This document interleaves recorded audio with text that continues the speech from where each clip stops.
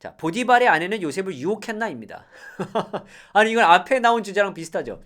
왜냐면 형들이 팔았다 이제 이 의견이나 아니 당연히 보디발의 아내가 요셉을 유혹했죠 라고 우리는 생각하고 저에게 다시 반문을 제기하실 텐데, 자 일단 이 과정을 가기 위해서 우리가 앞에 있었던 내용을 한번 보겠습니다. 요셉이요 보디발의 아내에게 이런 말을 해요. 무슨 말 하냐면 이 집에는 나보다 큰 이가 없고 주인이 아무것도 내게 금하지 아니하였고 금한 것은 당신뿐이니 당신은 그의 아내임이라. 자 이렇게 말을 한다고요. 자 그러면 우리가 이 본문을 딱 듣고 나면 당연히 보디발이 요셉에게 자기 아내를 금했다라고 생각을 합니다. 당연히 그렇겠죠. 근데 저는 이제 궁금한 건 그럼 과연 보디발은 요셉에게 이렇게 정확하게 말을 했나? 이게 궁금한 거예요. 물론 성경 본문엔 그게 안 드러날 수도 있어요. 하지만 요셉은 그걸 들었기 때문에 이렇게 표현을 했을 가능성이 충분히 있습니다. 자 그런데 비슷한 이야기, 그러니까 이 보디발이 요셉에게 금한 것과 관련된 이야기를 앞에 구절에서 한 적이 있어요. 자, 그 이야기를 보면 우리가 조금 더 이해하기 쉬울 텐데요. 자, 39장 6절에 보면 이런 내용이 있습니다. 주인이 그의 소유를 다 요셉의 손에 위탁하고 자기가 먹는 음식 외에는 간섭하지 아니하였더라.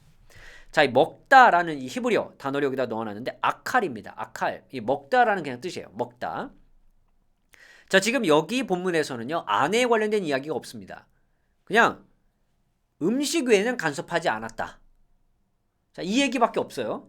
그런데 우리는 이제 문화적으로 생각해 볼 수 있잖아요. 당연히 아내를 건드린다는 건 누가 생각해 볼 수 있겠어요. 뭐 그런 건 말이 안 되는 일이죠. 네, 당연히 그렇게 생각했기 때문에 보디발이 언급을 안 했을 가능성이 있습니다.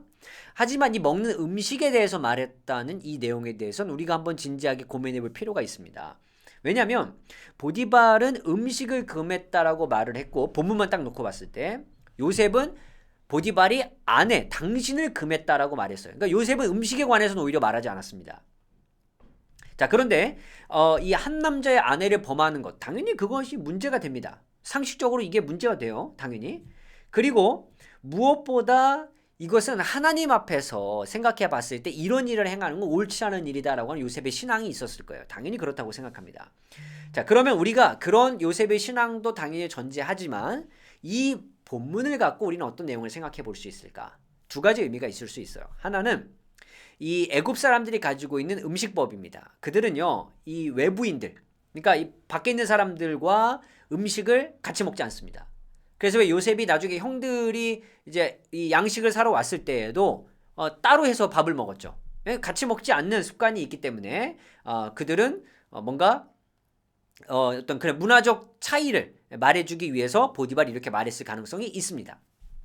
자 그리고 또 하나는요, 음식은 보디발이 자기가 먹고 싶은 건 그냥 먹을 수 있잖아요. 그래서 먹고 싶은 걸 자기가 먹게끔 너 그냥 상관하지 마. 내가 뭘 먹든.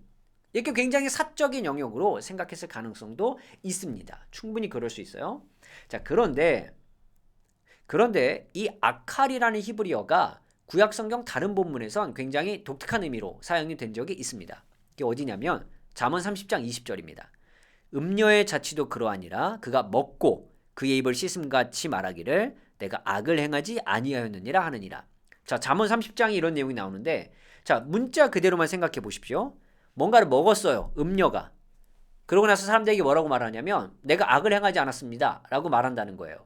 먹는 게 죄인가요? 그렇게 볼 수는 없겠죠. 그래서 이 아칼이라는 단어를 그냥 단순히 먹다라는 의미로 해석하기에는 잠언의 의미가 맞지 않습니다. 자, 그래서 이 본문은 어떻게 해석해야 되냐면 굉장히 완곡한 의미로 아칼을 완곡한 의미로 이 성관계를 생각해 볼 수 있어요. 자, 그렇기 때문에 그런 단어로 이해해 본다면 잠언 30장 20절에서 말하는 그의 악이 무엇인지에 대해서 우리는 충분히 생각해 볼 수 있습니다. 자, 그렇기 때문에 요셉은 이 보디발의 아내가 자기에게 다가왔을 때 분명히 자기가 갖고 있는 윤리적인 생각으로도 이렇게 남의 아내와 뭔가 관계를 갖는 것은 이게 죄를 짓는 일이라는 걸 분명히 알았을 거예요.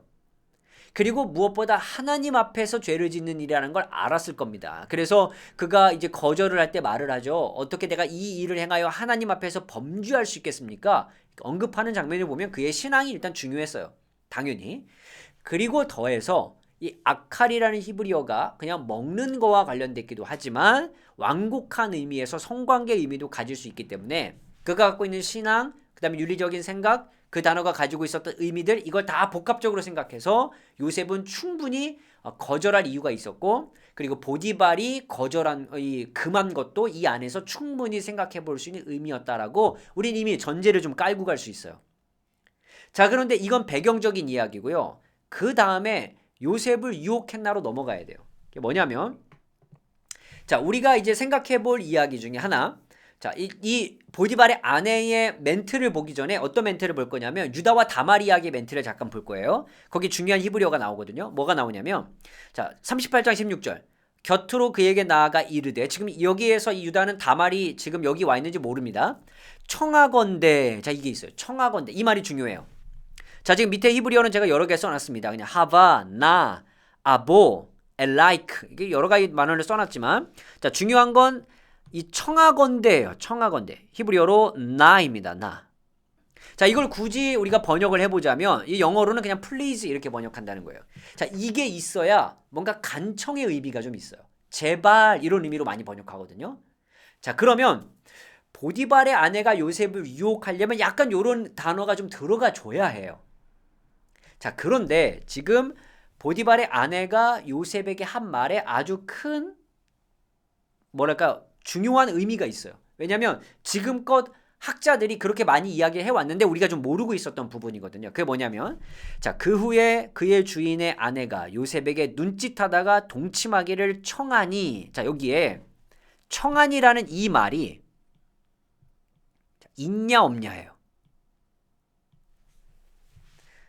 자, 청하다라는 이 말 앞에서 만약에 우리가 단어를 생각해 보자면 나 이런 단어가 들어가 줘야 돼요.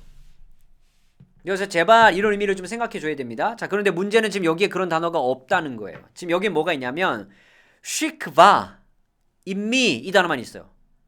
이게 뭐냐면 명령형이에요. 자, 그래서 어떻게 이걸 직역해야 되냐면 그 후에 그의 주인 아내가 요셉에게 눈짓하다가, 자, 이렇게 그냥 여기까지만 번역해보고 그 다음에 동침하기를 청하니가 아니라 나와 함께 누워라 이렇게 명령하는 거예요. 아, 그런데 지금 여기 눈짓하다가 있잖아요. 눈짓하다가. 자, 이 눈짓하다가 유혹 아닙니까? 이 유혹? 자, 유혹 아니에요? 자, 이렇게 보실 분도 있을 텐데, 자, 눈짓하다가는 히브리어로 직역하면 그냥 눈을 들어서 보는 거예요. 근데 몇몇 주석가들은 이걸 욕망에 사로잡혀 있는 보디발의 아내의 어떤 충동적인 욕망을 보여준다라고 해석하긴 해요. 물론 저도 그런 의미가 있다고 생각합니다. 하지만 그 충동적인 욕망을 가지고 요셉을 막 유혹하고 이런 게 아니라 충동적인 욕망을 가지고 요셉에게 명령을 하는 거예요. 명령. 그래서 물론 결론적인 의미로는 이 유혹으로부터, 이 시험으로부터 아니면 뭔가 이 일로부터 뭔가 신앙의 힘으로 승리를 한 요셉에게 가는 건 결론적인 의미로 똑같겠습니다만 이게 방향이 좀 달라졌어요. 어떤 방향으로 볼 수 있냐면 지금껏 우리는 요셉을 이 보디발의 아내가 아주 치밀하게 유혹을 했고 그 유혹을 거절한 요셉의 모습에 대해서 우리는 집중을 많이 했지만 오히려 이 본문은 굉장히 권력자의 그 말에 순종하지 않았던 요셉의 모습을 보여주는 거예요. 보디발의 아내는 보디발만큼 권력과 그의 말에 힘을 가지고 있었던 여인 아니겠습니까? 왜냐면 주인이잖아요. 주인의 아내. 자, 그래서 지금 주인의 아내가 가지고 있었던 권력의 횡포입니다. 이건. 그리고 노예의 자리에 있었던 요셉을 향한 억눌림이에요. 이건 짓눌러버리는 그의 명령형이에요. 그래서 느낌이 좀 다르지 않겠습니까? 요셉이 유혹을 거절했다는 것과 그 다음에 권력자의 명령을 거절했다는 건 의미가 좀 달라요. 물론 둘 다 죽음을 염두에 둘지도 모를 불순종으로 가기는 충분했을 거예요. 어쨌든 둘 다 주인 아내의 명령을 안 들은 거니까. 그런데 느낌이 좀 다른 거죠. 유혹을 거절했느냐, 권력자의 명령을 거절했느냐. 지금 이곳에서 물론 이런 요셉의 삶 전체에서 하나님께서 함께 하셨다는 이야기가 굉장히 많지만 그런 의미 때문에 우리 김유기 교수님 같은 분들은 이 상황에서 하나님이 함께 하심은 요셉의 의로운 행동이 되게 중요한 거지만 권력에 눌려있는 약자와 함께 하시는 하나님의 어떤 모습이 더 도드라질 수 있다라고 해석하기도 합니다. 자, 그래서 저는 뭐 중간의 의미나 마지막의 의미는 다 동일한 이전과 달라지지 않은 의미로 가겠지만 제안 드려보고 싶은 건 지금껏 많은 학자들이 이걸 유혹을 이긴 요셉으로 보기보다는 이제 권력자의 명령에 순종하지 않았던 요셉의 모습으로 우리는 볼 수 있다라고 생각해 볼 수 있다는 겁니다. 여러분 이게 쉬운 일일까요? 유혹을 이기는 것도 쉬운 일이 아니지만 권력자가 말하는 것, 그래서 내가 그 말을 듣지 않으면 큰일 날 수 있는 상황 안에서 내 믿음과 신앙, 야훼의 경외라고 할까요? 하나님을 향한 그 믿음과 신앙을 지키기 위해서 내가 그 말을 거절하는 것. 뭐 다니엘이나 이런 곳에서 많이 보겠지만 이런 믿음과 신앙을 가질 수 있다는 건 이게 쉬운 일이 아닙니다. 그렇기 때문에 우리는 오늘 이 본문을 다시 한번 조금 다른 접근을 통해서 우리가 볼 수 있다는 건 꽤 좋은 의미가 되지 않을까, 그렇게 생각해 볼 수 있을 것 같습니다. 여러분은 이 제 두 번째 이 컨텐츠의 설명에 대해서 어떻게 생각하셨는지, 아니면 여러분 어떻게 또 보셨는지, 또 이 본문에 대해서 어떻게 또 생각하고 계셨는지 여러분의 의견을 자유롭게 또 남겨주시면 감사하겠습니다. 오늘의 컨텐츠가 도움이 되셨다면 유튜브 멤버십이나 네이버 프리미엄 컨텐츠 오늘의 구약 공부를 구독하신다면 구약을 더 깊이 배우실 수 있습니다.